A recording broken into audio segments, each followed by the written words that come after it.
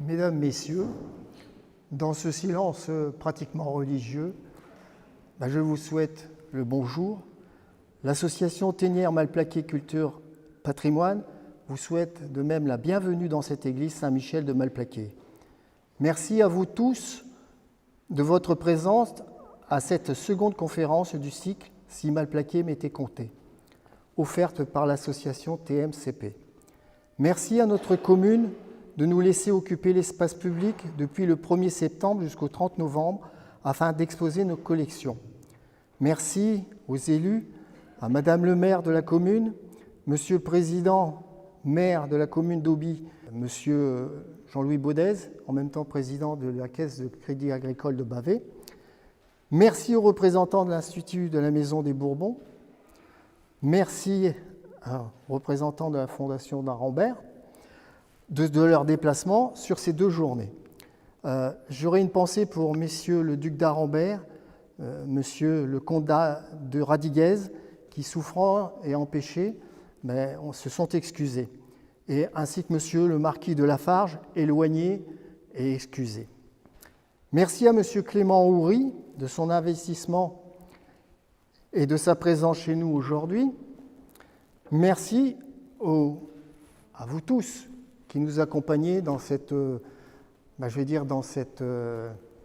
vaste recherche de l'histoire, et surtout de savoir que Malplaquet existe et que Malplaquet restera à Malplaquet. Alors, monsieur Clément Houry, directeur adjoint du service de conservation, des restaurations, numérisation de la bibliothèque du Muséum d'histoire naturelle. Il est chercheur associé au centre Jean Mabillon de l'école de Chartres, conservateur des bibliothèques, archiviste, paléographe et docteur en histoire de l'université de Paris IV. Les thèses consacrées aux défaites françaises de la guerre de succession d'Espagne ont été ses principales applications. Ses publications, La guerre de succession d'Espagne, la fin tragique d'un grand siècle, 1701 à 1714, et une plus récente qui s'appelle Le duc de Marlborough, John Churchill, le plus redoutable ennemi de Louis XIV. Je lui laisse maintenant la parole afin de vous conter la bataille au travers des récits des acteurs. Merci beaucoup. Alors merci à l'association TMCP pour cette invitation. Déjà, est-ce que tout le monde m'entend ou est-ce que les gens préfèrent le micro ? Moi, j'aime bien me sentir libre de mes mains, parce que j'aime bien parler avec mes mains. Alors, effectivement, je fais ça tout le temps, je change toujours le titre de ma présentation au dernier moment, parce qu'au début, on commence sur quelque chose et puis après, on change d'avis, bien entendu. Peut-être pour préciser de quoi je vais parler. Alors déjà, pourquoi je parle de Malplaquet ? C'est parce que je suis en train, justement, de travailler sur un livre sur Malplaquet, puisque je me suis Pour ma thèse, je me suis intéressé aux défaites, mais les vraies grandes défaites sérieuses de la guerre de succession d'Espagne, donc Blenheim, Ramillies, Turin et Audenarde, donc les grandes victoires de Marlborough et d'Eugène. J'avais fait un ouvrage globalement sur la guerre de succession d'Espagne. Je m'étais intéressé ensuite, j'avais fait une biographie du duc de Marlborough, qui est quand même l'un des principaux acteurs de ce conflit, et ce qui m'intéressait maintenant, dans une logique de publication, c'est de revenir sur une bataille et essayer de faire la monographie d'une bataille. Même si j'ai étudié plutôt les défaites auparavant, Malplaquet me paraissait quand même la plus intéressante, alors pour les raisons dont je vais vous parler, mais parce que je trouve qu'en termes justement de récit, elle offre une multiplicité de points de vue et une multiplicité d'interprétations différentes qui est particulièrement riche. Alors que, Blenheim, c'est une gigantesque victoire alliée, il n'y a pas beaucoup de discussions à avoir là-dessus, et les Français en parlent assez peu. Malplaquet, c'est plus complexe, et donc c'était plus riche de ce point de vue. Donc, de quoi je vais vous parler ? Alors d'abord, je vous dis tout de suite de quoi je ne vais pas vous parler. Je ne vais pas vous parler je ne vais pas vous faire un récit justement de la bataille de Malplaquet, de quelle unité marche à tel ou tel endroit. D'abord parce que il y a eu un certain nombre d'ouvrages qui l'ont bien fait. Je pense qu'un certain nombre d'entre vous connaissent déjà bien cette bataille, donc ce n'est pas forcément la perspective qui m'intéressait le plus. Moi, ce dont je voulais vous parler, c'était comment on peut prendre un récit de bataille, et Malplaquet est particulièrement riche, comme je le disais, de ce point de vue-là. Et qu'est-ce qu'on peut trouver dans un récit de bataille à l'époque moderne et qu'est-ce que ces récits nous montrent et nous cachent de la bataille de l'époque moderne. Donc, voilà, je vais faire une petite introduction justement sur cette difficulté d'utiliser et la méfiance qu'on doit avoir en fait vis-à-vis des récits de bataille, qu'ils soient proposés par les acteurs ou par les historiens. Alors, je vais quand même, parce qu'évidemment, vous êtes un public difficile, puisqu'il y a des gens qui connaissent très bien la bataille, qui connaissent très bien le contexte, et des gens peut-être qui découvrent tout cela. Donc il faut essayer de parler aux uns et aux autres, et pas… pour ceux qui découvrent la bataille, je vais quand même remettre tout ça en contexte, expliquer pourquoi il s'agit d'une bataille hors norme, et pourquoi justement ça a un effet sur le nombre de récits qui ont été produits, et enfin, je vais vous parler de ce qu'on a comme source sur la bataille, donc en consacrant principalement au récit, mais en évoquant quand même d'autres sources, et voir ce que ces sources nous apprennent dans 3 domaines. D'abord, les enjeux et les conséquences stratégiques de la bataille. Ensuite, expliquer ce qu'on peut découvrir des méthodes de combat à l'époque moderne et singulièrement à la fin du règne de Louis XIV avec les récits de bataille que l'on peut avoir, de la bataille de Malplaquet, et enfin essayer de retrouver, pour ce qu'on appelle la bataille à la première personne, essayer de se mettre en quelque sorte dans la peau du combattant pour savoir ce qu'était le spectacle d'un champ de bataille à l'époque. Alors, la bataille de Malplaquet, c'est un épisode de la guerre de succession d'Espagne. La guerre de succession d'Espagne, c'est la première des guerres de ce qu'on a appelé la seconde guerre de 100 ans, c'est-à-dire une période d'1 siècle où il y a un certain nombre de guerres, donc qui se terminent en fait avec les guerres napoléoniennes, où il y a systématiquement la France et l'Angleterre qui s'affrontent. Et ça, c'est la première qui lance ce cycle de guerres incessantes entre la France et l'Angleterre. Donc je me suis dit que j'allais commencer par une citation de quelqu'un qui connaît bien les guerres entre la France et l'Angleterre, pour ceux qui l'ont reconnu, puisque c'est le duc de Wellington. Et qu'est-ce qu'il dit du récit de bataille, le duc de Wellington? Il dit que l'histoire d'une bataille ressemble assez à l'histoire d'un bal. Certains individus sont capables de se rappeler tous les petits événements dont la somme fait que la bataille est gagnée ou perdue. Aucun ne peut se souvenir de l'ordre de leur succession, ni du moment précis où ils sont arrivés. Or, c'est ce qui fait toute la différence. Alors, si Wellington dit ça, évidemment, c'est une façon de se mettre en valeur.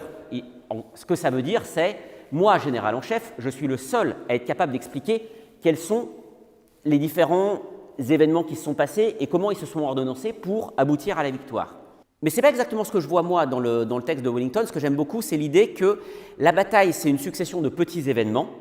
Et en réalité, ce que peut voir un combattant, un participant de la bataille, ce n'est que ça, ce n'est que ce qu'il a autour de lui. Et d'ailleurs, qu'il soit un soldat de base au fond de sa tranchée, ou même Wellington lui-même, après tout, il ne voit que ce qu'il peut voir, même s'il est sur un cheval, il peut monter sur une hauteur, et ensuite le reste, on lui rapporte, c'est des informations qu'il peut avoir par ailleurs. Donc évidemment, la vision de la bataille est toujours très fragmentée.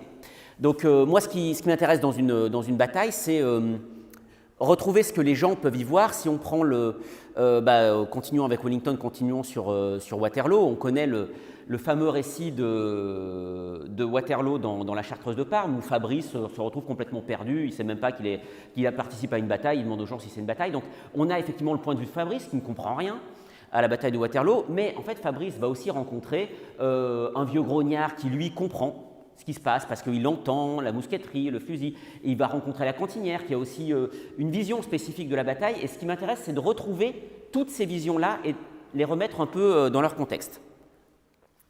Donc, comment, traditionnellement, on a écrit une bataille? En fait, souvent, justement, ce qui est intéressant, c'est que les batailles, on les a justement écrites un peu comme l'histoire d'un bal. Ça, c'est l'histoire qui se pratiquait qu'on appelle justement l'histoire bataille traditionnelle et qui se pratiquait jusqu'au début du XXe siècle. L'idée, c'était de proposer un récit global et cohérent. Donc, on va décrire, si c'est un bal, on va décrire la salle de bal, le programme et le comportement des principaux invités, des principaux convives. Donc, on va décrire le champ de bataille, les différents mouvements des grandes unités, ce que va faire le général en chef. Et on s'arrête là. Alors, ça reste intéressant, hein. Il y a des très bons travaux d'histoire-bataille, notamment ceux qui ont été réalisés par le capitaine Sautet sur la bataille de Malplaquet. Il ne s'agit pas de dire que il y a un vrai travail historique et c'est une base historique très utile, mais il y a un certain nombre de biais qui sont problématiques. D'abord, et surtout, en fait, le récit de bataille traditionnel va gommer toutes les incohérences. C'est-à-dire que si vous avez plusieurs acteurs qui disent des choses différentes, vous allez au mieux essayer de prendre ce que la plupart des gens disent et considérer que c'est la vérité, ce qui n'est pas forcément le cas d'ailleurs, ou alors vous allez prendre évidemment le témoin qui vous intéresse parce qu'il va dans le même sens que ce que vous avez envie de dire et considérer que c'est la référence. Or, ce qui est intéressant, aujourd'hui, ce qui nous intéresse souvent, les historiens dans le récit de bataille, c'est de considérer tous les récits. Et après tout, si quelqu'un se trompe ou si quelqu'un ment, c'est intéressant aussi. Il se trompe pour une raison ou alors il ment pour une raison. Et il faut comprendre pourquoi le récit est incohérent. Souvent aussi, il y a un problème d'échelle. C'est-à-dire que dans le récit traditionnel, on va vous raconter les mouvements généraux, et puis il y a des petits détails, des anecdotes un peu héroïques, ou alors l'ennemi est particulièrement atroce et vil à tel ou tel moment. Mais on ne retrouve pas forcément ce que les gens avaient vécu à tel ou tel moment. Et souvent, justement, si on reprend le bal, on va vous raconter l'histoire de Bâle, on va vous raconter ce que les principaux convives vont faire. Vous n'avez jamais le point de vue de la personne qui est au service, de la personne qui est au vestiaire. Et moi, c'est ça qui m'intéresse dans une bataille. C'est évidemment ce que voit le général en chef, mais aussi le point de vue du soldat dans son fossé, ce qui évidemment est beaucoup plus difficile à bien des égards à retrouver. Alors, l'avantage, c'est qu'il y a plus de soldats. Donc, en fait, cette perspective-là, c'est ce qu'on a appelé la nouvelle histoire bataille. Donc, alors, évidemment, comme tout ce qui est nouveau, ça vieillit un peu. Hein, la nouvelle histoire bataille, ça date des années 2000. Donc, c'est encore un tout petit peu nouveau. Ça n'a que 20 ans d'âge. Pour les historiens, c'est pas si long. L'idée, c'est de ne pas accepter ces récits linéaires qu'on nous a transmis. Et d'ailleurs, que ce soit les acteurs de l'époque ou les historiens nous ont transmis. Et donc, essayer de reprendre tous ces récits et de les intégrer. Donc, ça veut dire critiquer les récits qu'on a et, voilà ce que j'ai déjà dit, intégrer d'autres points de vue. Alors, c'est un peu prétentieux, mais voilà, ça, c'est une représentation cubiste d'un bal. Le cubisme, c'est ça. L'idée, c'est on va prendre tous les points de vue sur un événement et on va essayer de les mettre sur une toile plane, ce qui est évidemment impossible d'avoir un événement en 3 dimensions remis sur une échelle en 2 dimensions, mais c'est un peu ce qu'on essaye de faire, parce qu'après tout, une représentation en 2 dimensions n'est jamais la réalité, puisque la réalité est en 3 dimensions. Donc le cubisme, ce n'est pas la réalité non plus, mais c'est une façon de retrouver une autre forme de réalité. Je vous rassure, hein, le récit qu'on va faire est quand même un peu plus intelligible qu'un tableau cubiste.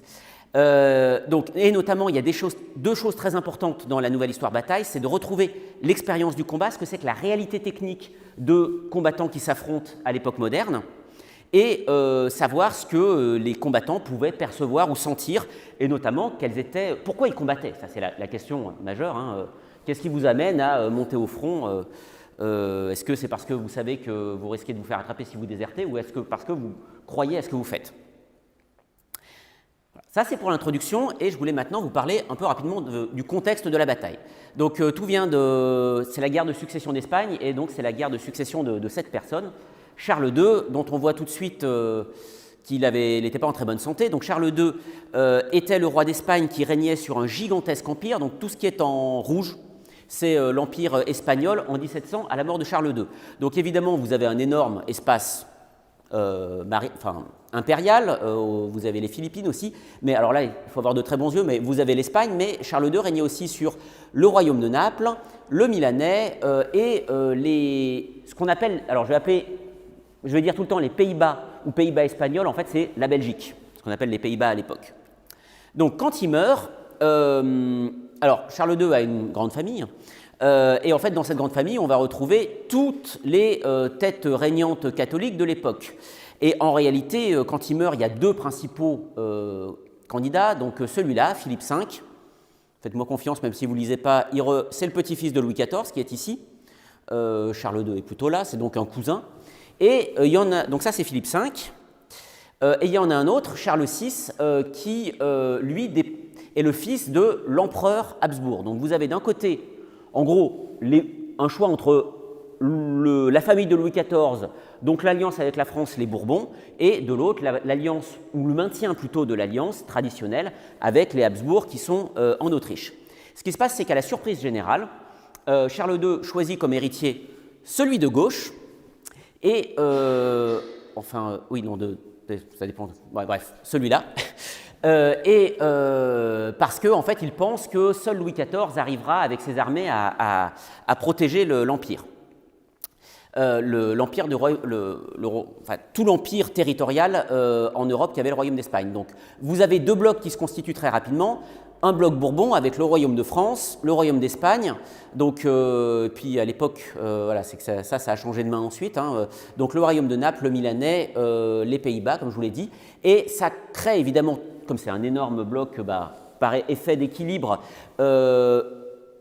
l'Angleterre, les Provinces-Unies, c'est-à-dire la Hollande et l'Autriche, ainsi qu'un certain nombre de princes allemands, vont s'unir pour justement lutter contre cette réunion des deux couronnes. Donc, il y a un équilibre précaire au début de cette guerre.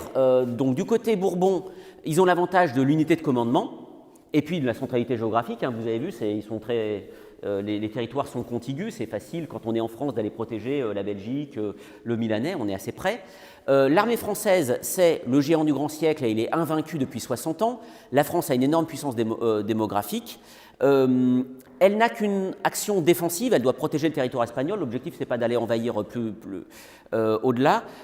Et donc la France, du coup, souhaite une guerre courte et son risque, en revanche, c'est les finances. Parce que du côté de la Grande Alliance, il y a une très forte, donc la Grande Alliance, c'est tous les autres dont je vous ai parlé, une très forte puissance financière grâce aux banques d'Angleterre et d'Amsterdam, progressivement une vraie suprématie maritime grâce à la flotte anglaise et hollandaise. Il y a des pays plus petits mais beaucoup plus nombreux dans l'Alliance et donc ils peuvent multiplier les attaques concentriques un peu partout et ils peuvent, comme ils ont les capacités financières, ils peuvent se permettre une guerre longue. En revanche, leur problème à eux, c'est la coordination des forces. C'est que tout le monde, il y a une certaine francophobie à l'époque, hein, Louis XIV, tout le monde s'en méfie, mais entre eux, ils ne sont pas forcément très amis. Hein. Après tout, les Anglais sont des concurrents commerciaux des Hollandais. Les Anglais et les Hollandais sont protestants, ils n'apprécient pas énormément les Habsbourg qui sont catholiques. Les Prussiens, évidemment, n'apprécient pas beaucoup non plus les Autrichiens. Bref, ce que peut jouer Louis XIV, c'est la bisbille entre ces différentes forces. Et au total, très schématiquement, chaque camp peut aligner 600 000 hommes, donc 600 000 hommes de part et d'autre.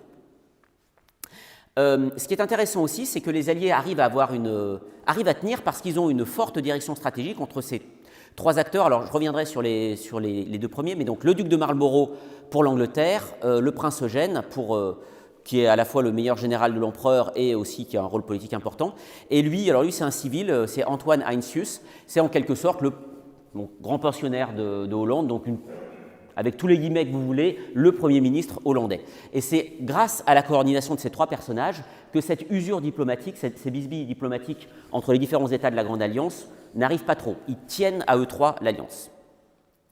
Donc ce qui se passe, c'est qu'au début, ça se passe très mal pour la France. Eugène et Marlborough, qu'on surnomme Castor et Pollux, en raison de leur, donc c'est les jumeaux de l'Antiquité, en raison de leur très forte unité, arrivent à écraser à plusieurs reprises les Alliés, donc à Blenheim, les Français, pardon. Marlborough et Eugène arrivent à battre les Français et à s'emparer de la Bavière. 2 ans plus tard, Marlborough est tout seul à Ramillies, mais il s'empare de la quasi-totalité des Pays-Bas espagnols, j'y reviendrai. Eugène, il est à Turin et il s'empare en une seule bataille de quasiment toute l'Italie du Nord. Et enfin, en 1708, Marlborough et Eugène reviennent ensemble et ils arrivent à vaincre les Français. Alors, les Français, ce n'est pas n'importe qui, c'est le duc de Bourgogne, le premier petit-fils de Louis XIV qui dirige l'armée, et aidé du duc de Vendôme, qui est un des meilleurs généraux français. Donc, ils sont battus à la bataille d'Audenarde et Marlborough et Eugène arrivent à s'emparer de l'île. Et là, ça change tout, parce qu'à partir du moment où Marlborough et Eugène s'emparent de l'île, ils peuvent attaquer les frontières du royaume de France. Auparavant, après tout, on défendait l'héritage espagnol du petit-fils de Louis XIV. Bon, c'était important, mais c'était moins important. Quand le royaume est envahi, là, il y a une vraie crise politique. Pour vous dire, ça, c'est les Pays-Bas méridionaux, donc là, vous reconnaissez la Belgique. Donc ça, c'est la situation en 1702. Le front, il est là. Les Hollandais tiennent juste Maastricht, mais bon, on est quand même très près des frontières hollandaises. Et puis, au fil du temps, en 4 ans, le front, il est ici. Donc, à la fin de l'année 1708, les Français tiennent cette ligne, ils viennent de perdre l'île, ce qui ouvre donc une voie d'invasion vers le royaume. Et donc, tout ça, c'est les victoires de Marlborough qui ont permis de grignoter progressivement toutes ces places fortes.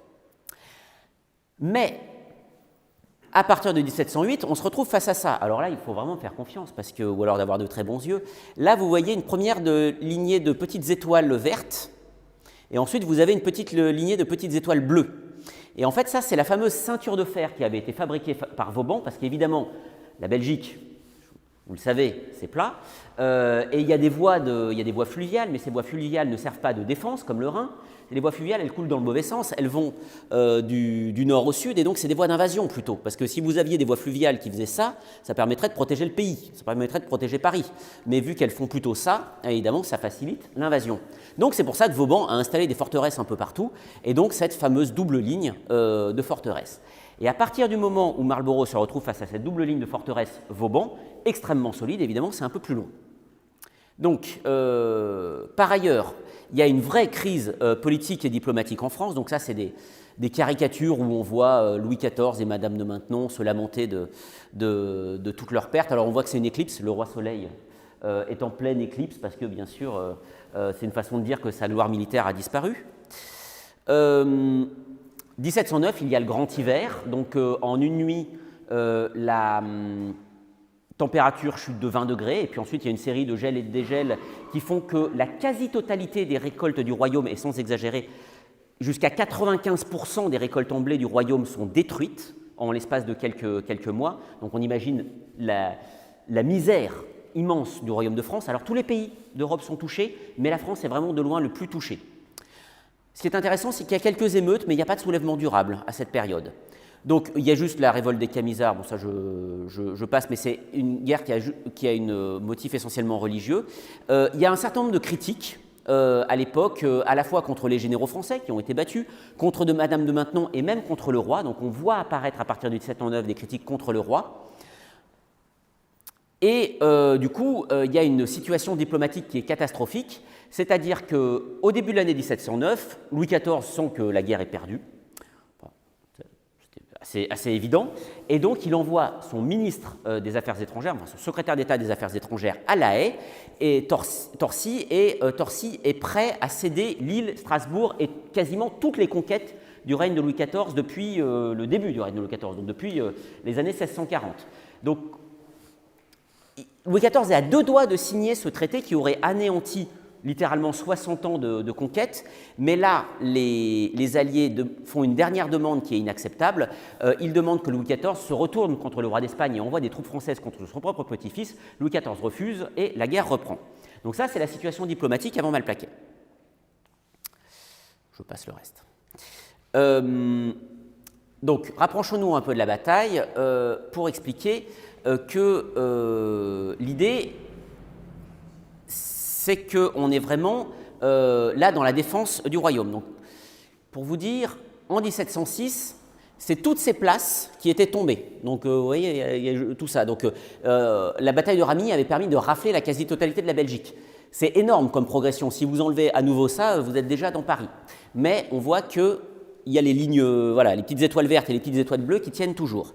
Et puis, Marlborough va tenter de grignoter. Donc, en 1708, il s'empare de Lille. Et donc, ça commence à grignoter à l'intérieur de la première ligne de défense française.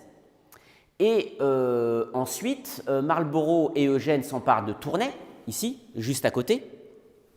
Donc ça, c'est en juillet-août 1709. Et donc, l'idée, c'est qu'à partir de là, il peut essayer d'utiliser l'Escaut comme voie d'invasion pour descendre jusqu'à Arras et de Arras marcher sur Paris. Mais Villars arrive à positionner son armée au sud de Tournai, ce qui bloque Marlborough, et donc les Alliés essayent d'attaquer Mons, et Villars va faire un mouvement pour se positionner à Malplaquet, juste ici, pour empêcher les Alliés de conquérir Mons. L'idée, c'est que si jamais l'armée française est trop proche du siège de Mons, les Alliés n'auront pas le temps, n'auront pas les moyens, enfin surtout pas l'espace pour faire le siège. Et donc l'idée, c'est voilà, de se mettre le plus près d'eux possible pour empêcher le siège. Et les Français se rapprochent, ils s'installent entre, juste ici, entre les deux bois de Sarre et de la Lanière, et les Alliés n'ont pas d'autre choix. Si jamais ils veulent faire le siège de Mons, ils sont forcés de repousser les Français plus au sud. Donc les Alliés vont attaquer les français à Malplaquet. Donc on imagine en fait qu'à ce moment-là, toute l'Europe s'intéresse à ce qui se passe ici, littéralement. C'est Madame de Maintenon, donc l'épouse du roi, qui écrit au maréchal de Villars. Alors bon, c'est le 19 juin, donc c'est un peu avant Malplaquet, mais elle dit si l'Europe entière a les yeux ouverts sur vous, jugez ce que font les nôtres. Évidemment, à Paris, ce que va faire le maréchal de Villars, qui a la dernière armée du royaume, évidemment, c'est le sort du royaume qui est entre les mains du maréchal de Villars. S'il est lourdement battu, il y a une voie d'invasion qui est ouverte. Alors justement, je voulais revenir sur les commandants en chef. Côté français, c'est Villars, donc il a une cinquantaine d'années à Malplaquet. Il est maréchal de France assez tardivement, en fait, en 1702, et il sert sur des fronts secondaires jusqu'en 1709. Et c'est en fait, comme tous les généraux français sont systématiquement battus, que c'est un peu le dernier qui reste, donc c'est la dernière chance de Louis XIV, et c'est pour ça qu'il dirige l'armée française dans le Nord, qui est traditionnellement la plus puissante armée française. Mais juste avant la bataille de Malplaquet, on le fait seconder par Boufflers, qui lui est beaucoup plus âgé et surtout qui est maréchal de France depuis beaucoup plus longtemps que Villars. Mais alors qu'il aurait dû, de par son ancienneté, diriger l'armée, Boufflers accepte de se mettre sous la direction de Villars. Mais en fait, le fait est que quand Boufflers avait dirigé l'armée des Flandres en 1702, il avait été battu par Marlborough. Donc le crédit de Boufflers a été rehaussé par sa défense héroïque de Lille, parce qu'il a défendu la ville pendant plusieurs mois, donc la ville s'est défendue beaucoup plus longtemps que ce que les Alliés n'espéraient, mais bon, la ville est quand même tombée. Alors en face, on a qui ? Eh ben, on a d'abord Eugène de Savoie, donc lui c'est le plus jeune, il a une quarantaine d'années, mais en réalité c'est le plus prestigieux à l'époque de tous les généraux. Il a une carrière météoritique et il a remporté au service de l'empereur d'immenses victoires contre les Turcs puis contre les Français.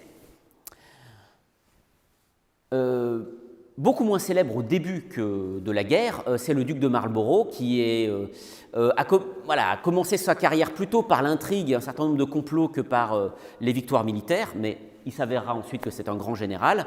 Il est nommé capitaine général en 1702 et à partir de 1702, il dirige toutes les armées alliées sur la frontière nord.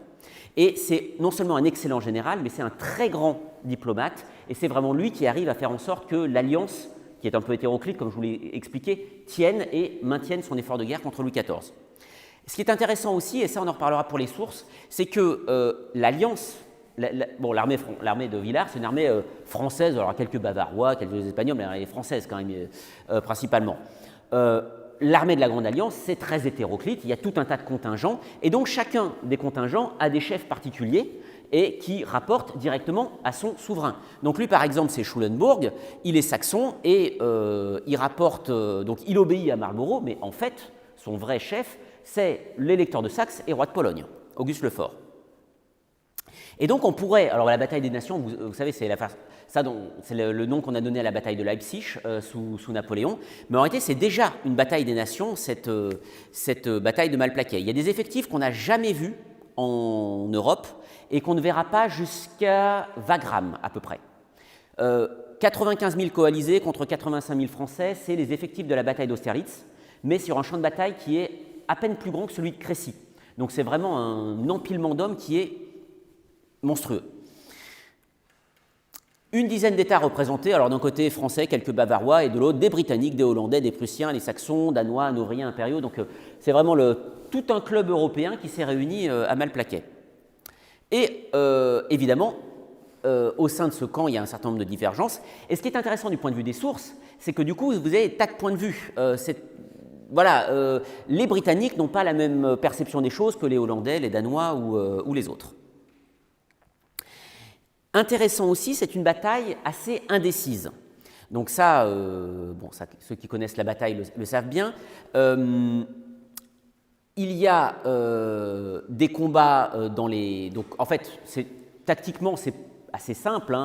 L'objectif des Alliés, c'est de repousser les Français au sud pour pouvoir tranquillement faire le siège de Mons. Donc, ils arrivent à les repousser. Les Alliés restent maîtres du champ de bataille, mais ils ont des pertes atroces. Ils perdent 22 000 hommes, à peu près. Alors, il y a des tas de débats sur les pertes, mais en face, il y a seulement 11 000 morts et blessés. Donc, les Alliés, quoique victorieux, ont 2 fois plus de pertes que les Français. Donc d'un point de vue stratégique, on peut aussi... donc c'est tactiquement une victoire alliée, mais une victoire coûteuse. D'un point de vue stratégique, on peut aussi considérer que c'est une victoire alliée, parce que quel était l'enjeu de la bataille? C'était de permettre le siège de Mons. Or, après la bataille, les coalisés arrivent à s'emparer de Mons. Donc, strictement parlé, c'est une victoire alliée, puisqu'ils ont pris la ville à la fin de la campagne. Mais c'est quand même un bénéfice très limité, parce qu'en fait, Mons n'offre pas des opportunités stratégiques extraordinaires. Et donc, paradoxalement, alors que c'est objectivement une défaite française, il y a du côté français une énorme satisfaction et une très forte désillusion chez les coalisés. Donc là encore, c'est intéressant du point de vue du récit, parce que, comme je l'ai dit au début, si vous avez une grande victoire, bah vous avez les vainqueurs qui parlent, qui célèbrent, et les vaincus qui se taisent.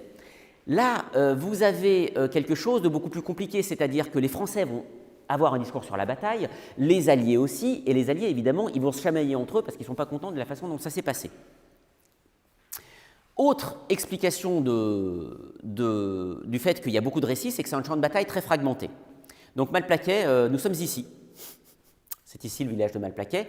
Donc là, c'est le bois de Sarre, le bois de la Lanière, et là, c'est la trouée de Malplaquet. Donc les Français se sont disposés au sud, et en fait, il y a vraiment 3 compartiments. Il y a une bataille pour la conquête du bois qui est conquis progressivement de 8h à midi à peu près, donc les Alliés progressent lentement.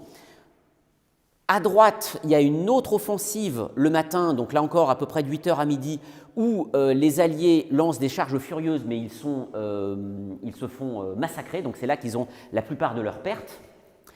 Et ce qui se passe, c'est que vers midi, le maréchal de Villars décide de rapatrier des troupes qui sont au centre pour lancer une contre-attaque, parce que comme la droite a tenu, il se dit je vais reconquérir la gauche, sauf qu'évidemment, en prenant des troupes au centre, il va dégarnir son centre. À ce moment-là, il est blessé par une balle, son genou est fracassé, tout simplement il essaie de remonter à cheval, mais il s'évanouit. Et donc les Alliés, à ce moment-là, lancent l'attaque au centre, et c'est vraiment l'attaque du centre qui force les Français à se retirer. D'ailleurs, chacun se retire, les 2 armées françaises se retirent des 2 côtés. Donc ça, je ne vous en dirai pas plus sur le déroulement de la bataille, mais ce qui est intéressant, c'est que du coup, on a vraiment 3 champs de bataille différents presque. Le bois de gauche, les opérations de la droite et le centre, et les récits sont très différents entre eux. Les gens ne voient pas la même chose. Les Français qui sont là, quand ils entendent qu'on se retire, considèrent que c'est une trahison, parce qu'ils ont l'impression qu'on a gagné la bataille. Et donc, Monsieur de Bournay, qui est le... Ah oui, ce que je n'ai pas dit, c'est que quand Villars s'évanouit, Boufflers, qui était à la droite du champ de bataille, revient au centre, et c'est lui, le maréchal de Boufflers, qui dirige la retraite. La grande caractéristique de cette bataille par rapport à toutes les précédentes, c'est que la retraite se déroule en bon ordre, alors que d'habitude, évidemment, à Blenheim, à Ramillies, les Français étaient... en fait, toutes les pertes des Français avaient lieu pendant la retraite, parce que les troupes s'enfuyaient, lâchaient leurs armes, les fantassins français étaient attaqués par les cavaliers alliés. Là, rien de tel, l'armée française se retire en bon ordre, et les Alliés n'osent rien faire, ils n'osent pas essayer de leur couper la route. C'est pour ça que les Français ont moins de pertes que les Alliés. Et donc, M. Desbournais, qui est le l'aide de camp du maréchal de Boufflers, écrit de cette bataille « L'irrégularité du terrain, la bizarrerie de la disposition ont si fort embrouillé les affaires particulières de la journée de Malplaquet qu'il est impossible à un seul officier d'en rendre compte bien exact, et je doute que monsieur le maréchal de Villars lui-même pût le faire. » Donc, pour revenir sur l'idée du bal, de Wellington qui expliquait qu'en gros, lui seul était capable de comprendre ce qui s'était passé lors d'une bataille, là, même Villars ne saurait pas faire un récit cohérent de la bataille de Malplaquet. D'où l'intérêt d'essayer de prendre en compte les récits de tous les acteurs. Et justement, qu'est-ce qu'on a comme récit, qu'est-ce qu'on a comme source? Alors, dans les sources, d'abord, le plus intéressant, vous reconnaissez peut-être le château de Vincennes. Alors bon, ça c'est le donjon médiéval, c'est pas là que sont les archives, mais au château de Vincennes, il y a les archives du service historique de la Défense, c'est-à-dire les archives du ministère de la Guerre. Ce n'est pas le plus mauvais endroit pour aller bosser quand vous êtes historien. Surtout là, il faisait beau, vous savez, la photo est de moi. Et donc, vous avez la correspondance entre l'armée et Versailles. Alors, il faut imaginer que la correspondance entre l'armée et Versailles, ce n'est pas juste Villars et Boufflers qui discutent avec le roi et avec le ministre. Vous avez tout le monde. Vous avez, j'y reviendrai, mais l'intendant, le capitaine, tel gouverneur de place, et tout le monde a des choses à dire au bureau du secrétaire d'État de la guerre. Vous imaginez ce que c'est qu'une correspondance ministérielle aujourd'hui. Alors, ce qui est intéressant, c'est qu'une partie des lettres les plus importantes, mais justement plutôt les lettres des grands acteurs, Villars, Boufflers, D'Artagnan, il y a un D'Artagnan à cette bataille, mais c'est le cousin du D'Artagnan qu'on connaît bien. Certaines lettres ont été imprimées au XIXe siècle. Globalement, évidemment, tous les chefs politiques et militaires de l'époque ont une correspondance extrêmement vaste. Marlborough, qui discute avec, comme je vous l'ai dit, c'est un diplomate, donc qui discute avec absolument tous les chefs de l'Alliance. Il discute avec le roi de Pologne, avec le roi de Prusse, avec l'empereur, tous les généraux possibles et imaginables. Eugène a son propre réseau de correspondance. Heinsius, le grand pensionnaire, donc en quelque sorte Premier ministre hollandais, a son propre réseau de correspondance. Donc tout ça nous donne beaucoup de sources et souvent d'ailleurs ces sources, comme ce sont des personnages importants, ont été éditées et sont accessibles sous forme papier ou parfois maintenant on a directement des éditions numériques. C'est quand même bien pratique pour un historien ça. Alors même si c'est très sympathique d'aller à Londres ou aux archives de La Haye ou de Vienne, c'est quand même pratique de faire ça depuis chez soi parce que la correspondance existe sous forme numérique. Et vous avez énormément de sources imprimées sur la bataille. Donc là, vous trouvez ça dans vos meilleures bibliothèques. Mais désormais, il y a une campagne de numérisation par les bibliothécaires. Et le conservateur de bibliothèque que je suis, évidemment, et qui s'occupe notamment de projets de numérisation, insiste sur l'ampleur du travail qui est fait par les bibliothèques et par les services d'archives pour rendre disponibles à tous les sources dont elles disposent. Donc vous trouvez ça sur Gallica, sur Google Books ou sur Internet Archive. Alors, je vais vous parler un peu des sources sur lesquelles moi j'ai plus travaillé. Alors d'abord pour ma thèse, j'ai passé des semaines, des mois, plusieurs années à venir régulièrement à Vincennes pour regarder ces sources-là. Donc vous avez une très belle salle de lecture avec des reproductions de Lebrun. C'est pas désagréable comme cadre de travail. Et en gros, ce que vous utilisez pour comprendre, pour connaître les batailles de l'époque, c'est ces gros volumes. Alors, bon, ça c'est dans un carton. Donc, ce sont de gigantesques volumes reliés où vous avez l'ensemble ou une très large partie de la correspondance qui est échangée entre les généraux, les intendants et le roi. Donc, ça donne ça. Donc là, c'est la page de garde du registre, guerre de Flandre, août-septembre, bataille de Malplaquet. Donc c'est là que vous avez toutes les lettres qui ont transité entre le front et Versailles en août et entre août et septembre. Et alors pour vous expliquer un peu ce qu'on peut trouver comme récit sur la bataille de Malplaquet, je voulais vous faire une sorte de panorama, vous expliquer tout ce qu'on peut trouver. Et ce panorama, je l'ai mis un peu en deux axes. D'abord, qui parle, donc l'identité de l'émetteur. Donc ce qui est intéressant, c'est qu'on peut trouver des sources. Alors évidemment, les généraux parlent beaucoup, mais ça peut descendre jusqu'aux simples soldats en passant par les officiers généraux, les officiers particuliers. Il y a aussi des civils, bien sûr, et des militaires, donc c'est une différence. Ils n'ont pas le même discours. Il y a des acteurs de la bataille, il y a des témoins directs qui peuvent avoir des récits parce qu'ils ont entendu parler, ou parce qu'ils répètent des lettres qu'ils ont vues. Et évidemment, dans les deux camps, on va trouver des récits. Et alors ça, c'est le premier axe qui parle. Le deuxième axe, c'est la temporalité du récit. Vous n'écrivez pas la même chose sur la bataille si vous écrivez au soir de la bataille, ce que fait Marlborough quand il envoie une lettre à sa femme. La première chose qu'il fait, c'est qu'il aime beaucoup. Très amoureux de sa femme, Marlborough, et à chaque soir de bataille, il écrit un petit billet pour lui dire « je ne suis pas mort et j'ai gagné ». Et évidemment, si vous écrivez comme Villars, alors Villars écrit évidemment au lendemain de la bataille, mais si vous écrivez vos mémoires des décennies après, vous n'écrivez pas tout à fait la même chose en réalité sur la bataille. Et donc voilà, je vais vous parler de qui parle. Donc les commandants en chef d'abord. Vous reconnaissez Marlborough évidemment en rouge. Donc ce qui est intéressant avec les commandants français au lendemain de la bataille, c'est qu'ils sont très bavards. Et qu'il y a des récits qui enflent de jour en jour. Boufflers écrit au roi le 11 septembre, il écrit le 13 septembre, il écrit le 15 septembre, il écrit le 20 septembre et au 11 septembre, c'est une petite lettre parce que c'est le soir de la bataille, il doit s'occuper de l'armée, il a autre chose à faire que de raconter des choses. C'est pas lui qui écrit, c'est son secrétaire, mais quand même Boufflers le dicte. Villars, lui, se demande si sa blessure va être mortelle, donc il écrit, mais il n'écrit pas beaucoup. Et puis plus ça va, plus ils ont du temps, et donc ils ont des lettres qui enflent en taille, mais aussi en récit, c'est-à-dire qu'au début, Boufflers explique que quand même ils ont perdu, et puis alors plus ça passe, plus évidemment on a l'impression que c'est eux qui ont gagné la bataille. Et évidemment, Villars, lui, écrit très longtemps après. Donc en fait, on a une richesse de sources du côté des généraux français.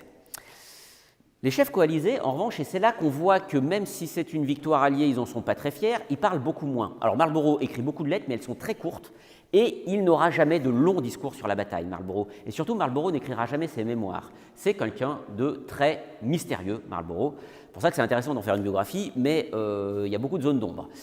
En revanche, ceux qui écrivent beaucoup, c'est les chefs de contingent. Donc, je vous avais parlé de Schulenburg. Lui, il écrit de très longues lettres à l'électeur de Saxe, son maître, parce que Auguste Lefort, il est en train de se battre contre les Suédois, il est très occupé, mais il a envie de savoir exactement ce qui se passe. Et il ne veut pas se contenter du récit de Marlborough, parce qu'il ne fait pas confiance à Marlborough. Lui, ce qu'il veut savoir, c'est ce que ses hommes, à lui, pensent, et non pas ce que un de ses alliés veut bien lui raconter. Et Schulenburg va lui aussi écrire ses mémoires, donc ça nous fait beaucoup de sources. Alors les autres militaires écrivent. Les autres militaires, donc pourquoi ils écrivent les autres militaires? D'abord, ils peuvent, je vous l'ai dit, tel lieutenant général qui a participé à la bataille va écrire à son roi, à son gouvernement. Évidemment, les lieutenants généraux hollandais écrivent des lettres au Parlement hollandais, qui est leur autorité souveraine.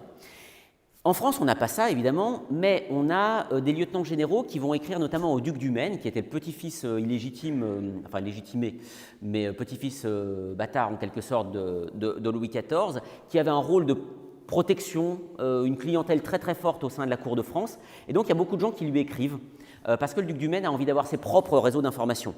On ne fait pas confiance à ce que Villars ou Boufflers vont raconter totalement. On a envie de savoir par soi-même, vous savez très bien que vous aussi, quand quelqu'un vous raconte quelque chose et que c'est quelque chose qui vous tient à cœur, vous demandez toujours le point de vue de quelqu'un d'autre. Les gens qui sont à la cour, c'est pareil.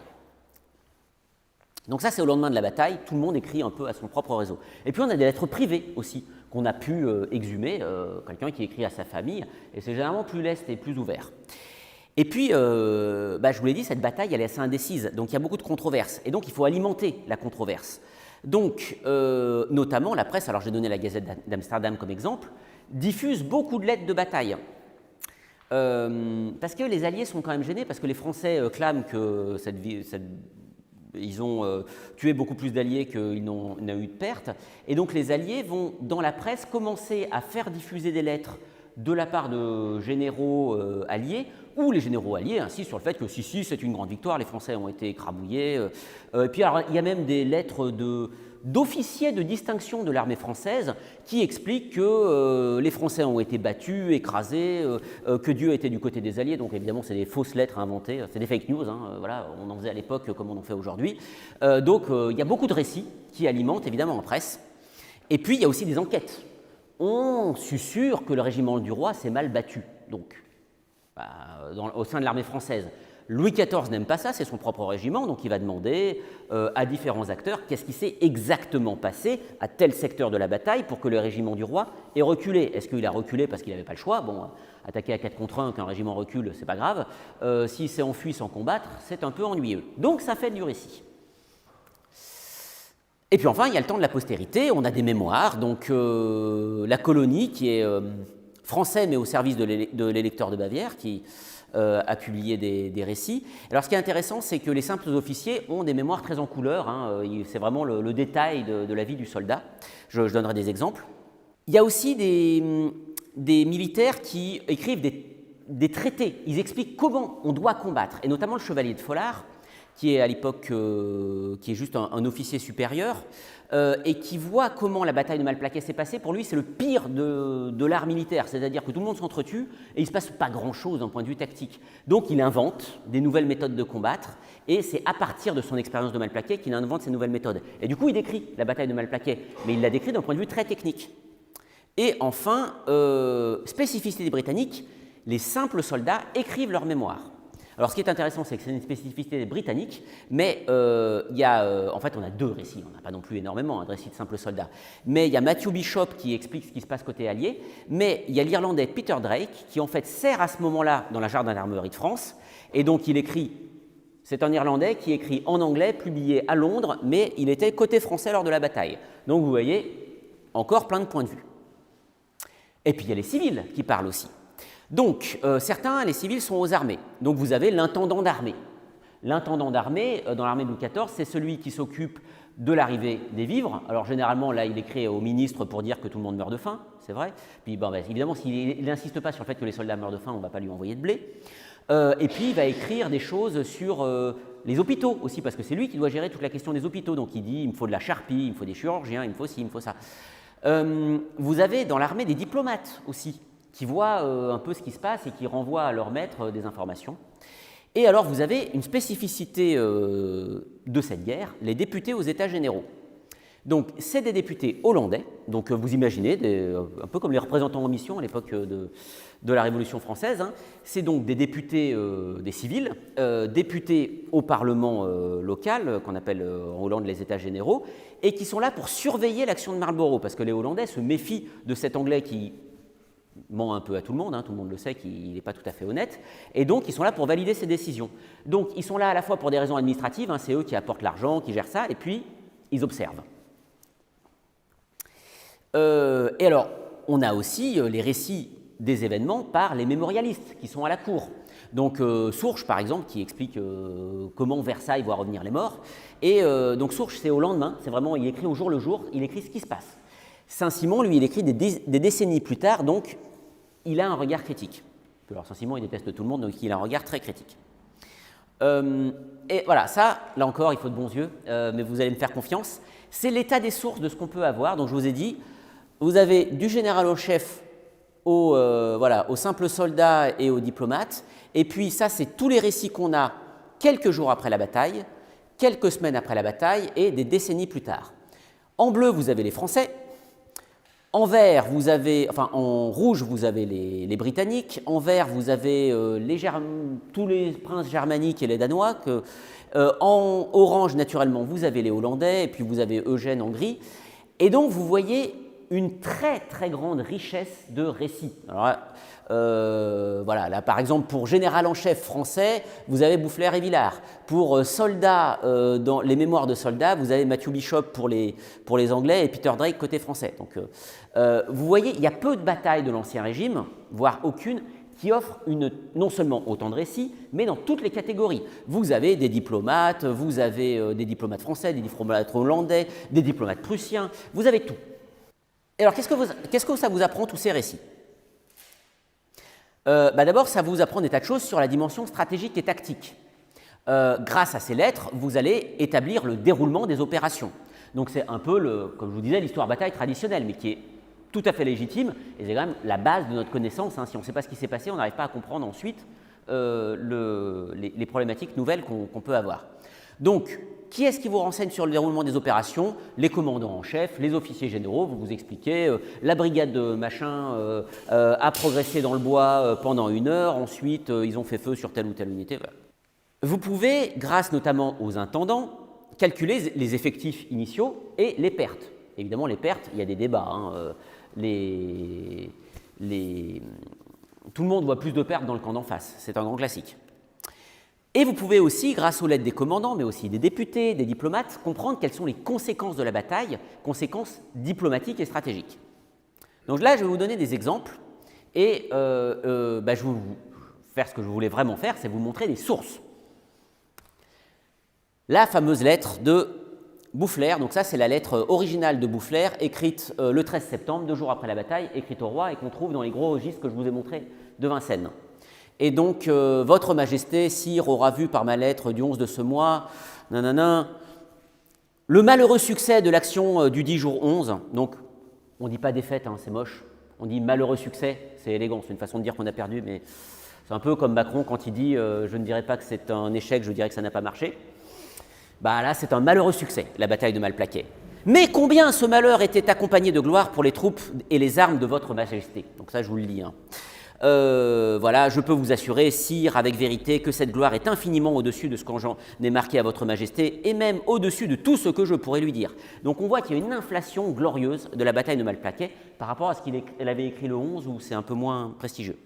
Villars, évidemment, il y a une petite concurrence entre les deux, n'est pas en reste, et va expliquer, c'est la fameuse phrase où il explique « Sire, si Dieu nous fait la grâce de perdre encore une pareille bataille, Votre Majesté peut compter que ses ennemis sont détruits. » Voilà. On a la signature de Villars.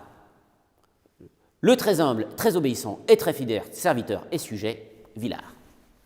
Évidemment, roi, on ne dit pas bien cordialement. Donc, voilà, ça permet aussi de calculer les effectifs et les pertes. Un exemple, un état des officiers et des régiments tués et blessés à la bataille le 11 septembre. Donc ça, c'est les pertes françaises. Donc c'est juste un extrait. Hein. Donc, pour les gardes françaises, donc les capitaines des gardes françaises qui sont morts, les lieutenants, les surlieutenants, les enseignes. Donc ça va jusqu'à sous-aide-major. Vous avez les noms. Pourquoi les gardes françaises? C'est souvent des nobles importants. Donc eux, on donne les noms précis. Alors ça aussi, quelque chose d'intéressant. L'inflation. Ça, c'est le 13 septembre, première lettre de Boufflers. Il y a au moins 18 ou 20 000 morts de la part des ennemis. Deuxième lettre de Boufflers, quelques jours plus tard. 30 000 hommes tués ou blessés chez l'ennemi. On monte, parce qu'il faut bien dire que c'est une défaite de l'ennemi. Et puis ensuite, là, c'est le 30 septembre, je crois, on est passé à, ça monte à 35 000 hommes. Donc évidemment, qui dit mieux, bon après on n'a pas dépassé parce que ça était déjà exagéré. Comme je vous ai dit, a priori, on est plutôt autour de 22 000 soldats perdus du côté de l'ennemi. Alors vous voyez, évidemment, ça c'est pas l'écriture d'époque, hein. Là c'est l'édition de la correspondance de... Donc là, vous avez eu les Français, je vous montre Sico von Goslinga. Sico von Goslinga, c'est un personnage intéressant, c'est un député des États généraux, donc c'est un homme politique. Mais c'est quelqu'un qui s'intéresse beaucoup à la chose militaire et qui suit Marlborough de près parce qu'il s'en méfie. Et alors, il écrit à Heinsius, et lui, évidemment, les troupes hollandaises ont été massacrées. La moitié des pertes de la bataille de Malplaquet du côté des Alliés sont subies par les Hollandais. Donc les Hollandais sont déprimés et ils expliquent, bon, il dit que c'est quand même pas si mal de prendre Tournai, de prendre Mons et gagner une bataille, une des plus opiniâtrées et sanglantes qui se sont jamais données. Mais quand même... vous ne me parlez plus de la peine, y songe-t-on plus, je soupire toujours, je vous dis franchement, la victoire sanglante, au lieu de nous rendre insolents, doit plutôt nous humilier, ces torrents de sang chrétien répandus me font horreur. Donc on voit que les Hollandais, ils n'en peuvent plus de cette bataille, et il explique que bon, il faudrait quand même donner quelque chose à Philippe V pour essayer de signer un traité de paix le plus vite possible. Donc on voit que la bataille de Malplaquet commence à changer le point de vue des Alliés sur la bataille. Donc... on voit que toutes ces sources nous permettent de comprendre le déroulement, les opérations stratégiques. Il y a d'autres sources que le récit, donc je vais vous en donner quelques-unes. Donc on a les plans d'époque. Donc ça c'est Abbildung des Vorteile, Französischen, machin. Donc ça c'est une carte allemande. Donc vous voyez les Alliés sont en bas, les Français en haut. Donc le village de Malplaquet est donc ici à peu près. Autre carte, mais anglaise, celle-là, avec l'ordre de bataille des Alliés, et puis voilà, toujours orienté pareil, et puis une carte française où évidemment on a mis les Français en bas et les Alliés en haut. Et puis évidemment, vous avez des cartes et plans modernes. Autre sujet sur lequel on apprend beaucoup de choses, c'est comment on combat. Donc là, on a plein de sources, du général au simple soldat, et puis on a le récit, et puis le traité militaire. Je vous ai dit, on a écrit quelques décennies après la bataille des traités où on revient encore sur Malplaquet, pourquoi c'était une bataille sanglante et peu conclusive. Or, la réalité du combat à l'époque moderne, c'est pas du tout facile à appréhender. On ne sait pas comment on fait manœuvrer une unité, enfin c'est pas très clair, hein. Et ça n'intéresse. Si vous lisez l'excellent travail du capitaine Sautet sur Malplaquet, vous ne savez pas comment les soldats combattent. Vous savez que le régiment du roi, il était à tel endroit, que le régiment de la Sarre était à tel endroit, machin. Mais alors, comment ils se sont battus concrètement, ça, vous ne savez pas, c'est pas ce qui intéressait à l'époque. Qu'est-ce que ça veut dire ouvrir le feu? Vous savez qu'il y a 500-600 personnes dans un bataillon, comment ils tirent? C'est pas évident. Est-ce qu'il y a des combats au corps à corps? Intéressant, ce que vous n'avez quasiment jamais dans les sources, c'est le combat singulier, et surtout, jamais personne ne vous écrira « j'ai tué ». Alors, on voit, les gens écrivent « telle personne a été tuée à mes côtés ». Alors, justement, quand on veut se glorifier, on en rajoute « j'ai eu 3 chevaux tués sous moi »,« à mes côtés, à ma gauche, quelqu'un est mort, à ma droite, quelqu'un est mort ». Alors, évidemment, si les personnes eux-mêmes étaient mortes, j'ai été blessé, ça on le dit beaucoup, hein. Mais alors, par contre, j'ai tué quelqu'un, ça n'apparaît pas. Il y a une pudeur là-dessus qui est très, très frappante. Donc, qu'est-ce qu'on voit? Par exemple, Schulenburg explique comment on arrive à forcer un retranchement. Donc, voilà, il explique que si... Donc, lui, il est avec ses troupes, il commence à entrer dans le bois, et en face, il y a des Français qui sont sur les retranchements, et il dit j'ai fait sortir quelques petits pelotons pour tirailler sur les retranchements et engager l'ennemi à lâcher leur premier feu. Vous connaissez la fameuse histoire de Fontenoy où on dit tirer les premiers mais c'est les Anglais. En fait, ce n'est pas du tout une forme de politesse, c'est juste qu'on considère que comme les armes de l'époque étaient très longues à faire feu et surtout à recharger, quand vous aviez tiré, vous étiez vulnérable. Donc le premier qui tire est réputé être battu. Donc l'idée, c'est qu'en fait, il envoie quelques soldats pour tirer sur les Français. Si les Français répliquent, il envoie la troupe et le temps que les Français rechargent, les gens seront déjà sur les retranchements, ils les auront battus. Évidemment, les Français ont ordre de ne pas tirer, donc ça ne marche pas, et donc il est forcé d'attaquer avec toutes ses troupes, et évidemment, il y a beaucoup plus de pertes. Donc vous apprenez des tas de détails comme ça quand vous revenez dans les sources.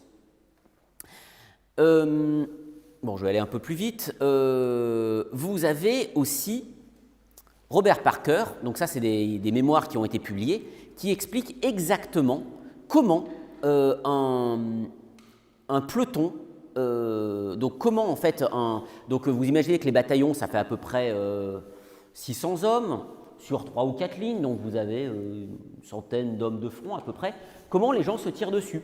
Et donc là, le Robert Parker explique précisément comment les Anglais tirent et comment en face les Français tirent. Et ensuite, il va décrire exactement quelles sont les pertes subies de part et d'autre. Je vous épargne le détail du récit, parce qu'on va manquer un peu de temps. Bon, ça je le passe, c'est un peu technique. Vous avez donc là encore Francis Drake, qui est dans la cavalerie, donc là, simple soldat, comme je vous l'ai dit, c'est ce soldat irlandais, mais dans la gendarmerie de France, donc c'est une troupe d'élite de cavalerie française, et donc il explique le chevalier de Janson ordonne donc vous imaginez l'escadron, 150 hommes, donc à peu près 50 cavaliers de front, qui fait face à un autre escadron adverse, et on apprend, et ça il y a peu de sources qui le racontent, qu'en fait dans un escadron, donc les gens doivent charger à l'épée, mais quand même vous envoyez des soldats sur les côtés pour tirer sur l'ennemi, pour les perturber un peu, et puis pour les forcer à se désorganiser avant la charge. Donc il explique, le chevalier de Janson ordonna à 6 hommes à droite et 6 hommes à gauche de détacher à un signal donné, de tomber sur les flancs de l'escadron adverse, de leur tirer dessus à la carabine, et lui, avec le reste de l'escadron, l'épée à la main, s'efforcerait de percer l'ennemi. Et puis alors après, ils expliquent, cela eut l'effet escompté, nous traversâmes le premier escadron, donc ils enfoncent un premier escadron, ils en enfoncent un deuxième, et en fait le problème c'est qu'au troisième, ils se retrouvent sous le feu de l'infanterie anglaise qui était planquée dans un retranchement, et ils sont forcés de céder. Donc vous voyez très bien comment on combat. Mais on complétait ça par d'autres sources, et alors là, la source la plus extraordinaire qu'on ait en France, c'est les registres d'entrée des Invalides. Donc vous savez que Louis XIV a créé l'Hôtel National des Invalides pour recevoir les vétérans qui avaient été blessés à son service. Et c'est la monarchie administrative, Louis XIV, c'est un honneur d'être reçu aux Invalides, et puis c'est une façon pour ces vétérans d'avoir une sorte de pension de retraite.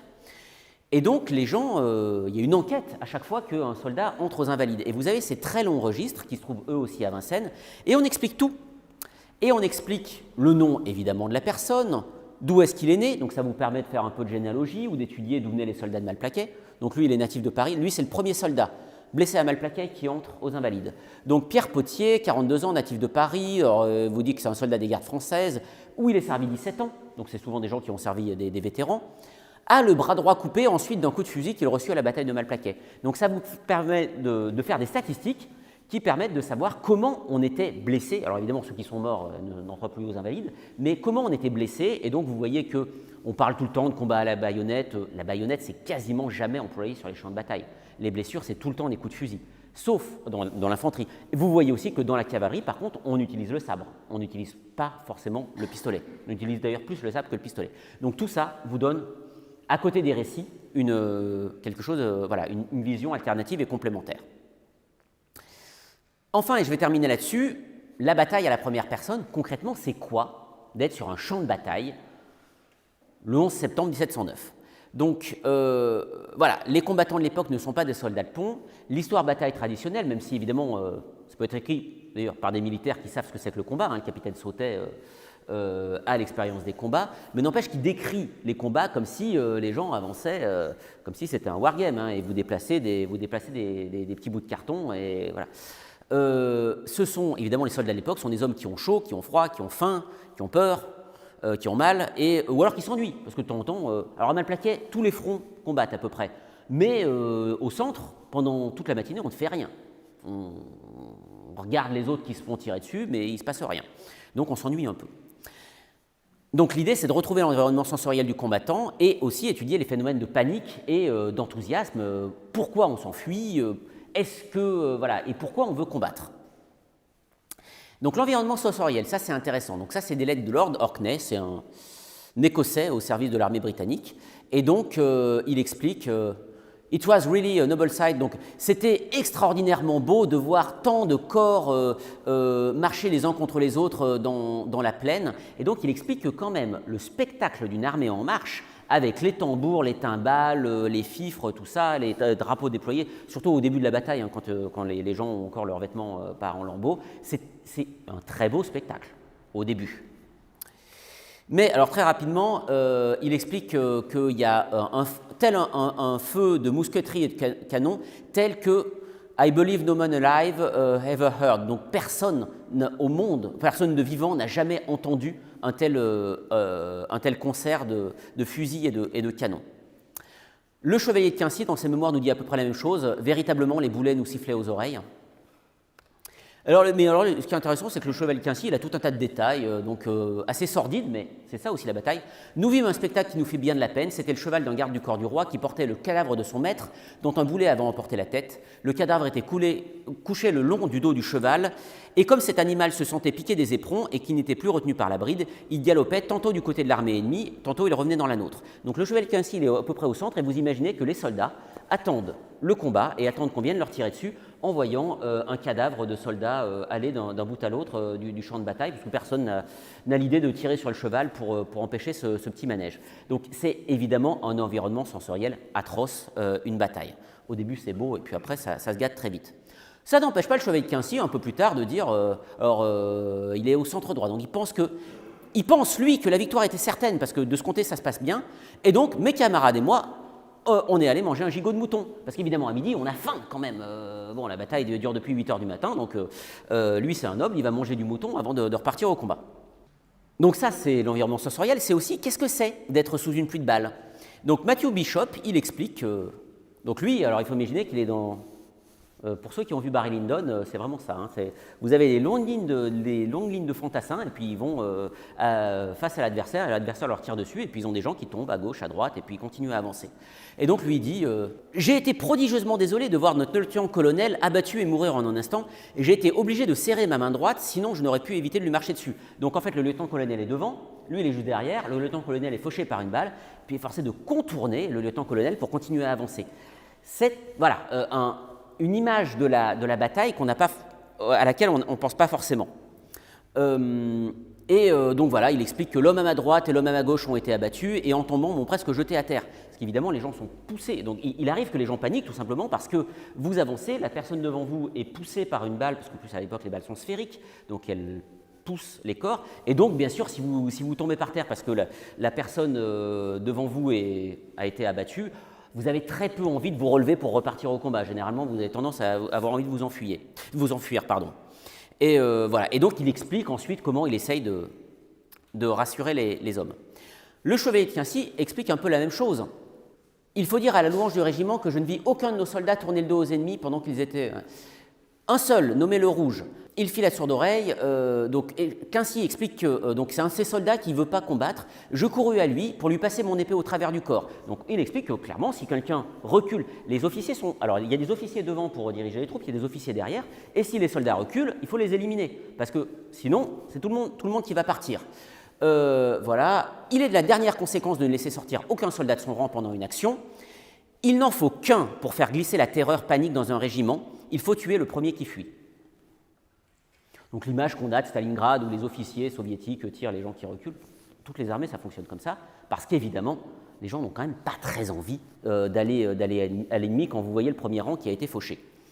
Voilà, bon, je passe là-dessus, mais donc ce qui est intéressant c'est de voir que le phénomène de la panique, et ça c'est un phénomène où à partir du moment où quelqu'un est pris de panique, il veut absolument s'enfuir et il faut attraper. Le rôle de l'officier, c'est ce qu'explique ainsi, et il y a la colonie explique ça aussi très bien, il faut prendre les soldats et leur donner des baffes les réveiller et les renvoyer au combat en les appelant par leur nom. Et là, si on les appelle par leur nom, le sens de l'honneur revient et ils repartent. Et donc c'est intéressant parce que on voit que dans les... Alors évidemment, pourquoi un soldat combat? C'est extrêmement complexe. Il y a des phénomènes patriotiques. Le maréchal de Villars explique que les soldats crient vive le roi et puis ils sont très choqués que voilà, le maréchal de Villars lit aux soldats la lettre du roi où il explique que il est forcé de faire la guerre parce qu'on lui a demandé d'affronter son propre petit-fils et qu'il ne veut pas, et que les soldats ensuite jettent leur chapeau et crient vive le roi. Donc il y a des phénomènes patriotiques ou proto-patriotiques. Mais en réalité, sur le champ de bataille, ensuite, évidemment, ce qui marche, c'est la cohésion de l'unité. Et si jamais on voit son ami dans la même unité qui avance, on va avancer. Si son pote d'à côté fuit, soit on le rattrape et on le ramène, soit soi-même on fuit. Mais donc la panique est toujours un mouvement collectif. Il n'y a pas quelques personnes dans un régiment qui s'enfuient, c'est tout le monde qui y va ou tout le monde qui bloque. On sait ça aussi par des enquêtes. Donc comme je vous l'ai dit, le régiment du roi a été accusé d'avoir mal fait. Beaupuis, qui est son lieutenant-colonel, explique au roi... parle de la juste douleur dont tous les officiers du régiment d'infanterie du roi sont pénétrés, causée par des discours désavantageux que plusieurs personnes pleines d'envie tiennent sans nul fondement contre ce corps. Donc il explique, nous n'avons pas fui, enfin on a reculé, mais ce n'est pas de notre faute, on n'a pas fait plus mal que les autres, c'est juste que tout le monde est jaloux du régiment du roi, donc on nous critique à chaque fois qu'il y a un problème. Et voilà, Orbessan, qui est le major, explique... Voilà, à notre flanc droit, qui était gardé par deux brigades, le flanc droit a été forcé, et donc les ennemis ayant pénétré par nos derrières, nous nous vîmes entièrement pris par les derrières, et donc on a été forcé de reculer, parce qu'évidemment, si on est environné par l'ennemi, on est forcé de fuir. Voilà, dernière chose, et je m'arrête là-dessus, ce qui est intéressant, c'est qu'on a aussi les différents cercles de deuil. Donc vous voyez qu'après une bataille, les premiers qui sont touchés par le deuil, c'est... les militaires, Marlborough explique « Dans une action si grande, il est impossible d'avoir l'avantage sans exposer la vie des hommes, mais de voir ce spectacle lamentable et de penser aux morts m'a donné tant d'inconfort que c'est la cause principale de ma maladie. » Donc en fait, il fait des insomnies après la bataille, alors même qu'ils étaient sûrs de la paix, parce que la paix était à deux doigts d'être signée, une paix qui aurait été victorieuse pour la Grande Alliance, et donc en fait ça le rend malade et il doit partir, il a des accès de dépression, Marlborough, il doit partir et d'épuisement, et donc pendant 3 semaines il part aux eaux pour se revigorer. Sourche, au lendemain de la bataille, explique le 12 au matin, tout le monde ne parlait que de cette... Oui, il y a eu une trêve le 10, et puis alors le 12 au matin, tout le monde parle de la trêve. À Versailles, tout le monde est convaincu que la paix est signée. Mais l'après-dîner, donc en fait l'après-midi, on changea de bien de conversation car il arriva un maître d'hôtel de la maréchale de Noailles qu'elle envoyait à sa fille pour lui apprendre que son mari avait été blessé à la jambe, qu'elle venait de recevoir la nouvelle par un de ses valets de chambre. Donc la cour de Versailles n'apprend pas la nouvelle par Boufflers ou Villars ou par un courrier officiel, une annonce du roi, mais par le valet de chambre, alors moi-même je m'y paume, le valet de chambre de la duchesse de Guise qui a dit à quelqu'un qui que quoi, et on sait, la première chose qu'on sait, c'est que le duc de Guise, le duc de Guise a été blessé à une bataille. Donc s'il a été blessé, c'est qu'il y avait une bataille. Et on apprend qu'il y a eu une bataille par ce petit bout de la lorgnette qui était la blessure du duc de Guise. Et évidemment, après ce qui se passe, donc on a la correspondance de la princesse Palatine, c'est le retour des... Voilà, les informations. Parce qu'évidemment, à Versailles, la plupart des nobles étaient soldats, donc ils ont des pertes effroyables. Donc on n'entend que des choses attristantes. L'une pousse des cris à cause d'un fils qu'elle a perdu, l'autre à cause d'un gendre, celui-ci à propos de son père, celle-là à propos de son neveu. Tous les jours, nous voyons arriver des officiers qui marchent avec des béquilles. Cela vous fait pitié. Voilà, donc pour compléter cette expérience de la bataille, on a un certain nombre de choses. On a des représentations graphiques. Donc ça, c'est Jan van Ustenborg qui est le peintre officiel du prince Eugène. Donc alors c'est des scènes de genre, ça commence toujours par des scènes de bataille un peu fantasmées, des scènes de cavalerie tout au début, mais on voit très bien, à l'arrière-plan, c'est beaucoup plus précis, on voit les fortifications de Malplaquet, on voit les différentes lignes, enfin c'est intéressant. Voilà, donc les fameuses tapisseries que Marlborough a fait faire à Blenheim Palace, beaucoup plus sordides et beaucoup plus sanglants, celles qu'il installe à Marlborough House. Ça je vous passe. Et enfin, ce qui est rigolo, c'est qu'à l'époque sont imprimées des choses totalement irréalistes aussi. Donc on a des choses très réalistes faites par Eugène et Marlborough. Et puis alors ça, c'est une représentation de la bataille de Donc ils appellent ça la bataille de Mons à l'époque, Bergen en hollandais. Et alors, vous avez des sortes de rassemblements de soldats avec des piques, ça c'est l'art militaire des années 1630. Mais bon, comme sans doute l'imprimeur avait des vieilles plaques à réutiliser, il vous met une bataille des années 1630, il vous dit ceci est la bataille de Malplaquet, et il arrive quand même à en vendre. Voilà, sur ce, je vous remercie de votre attention.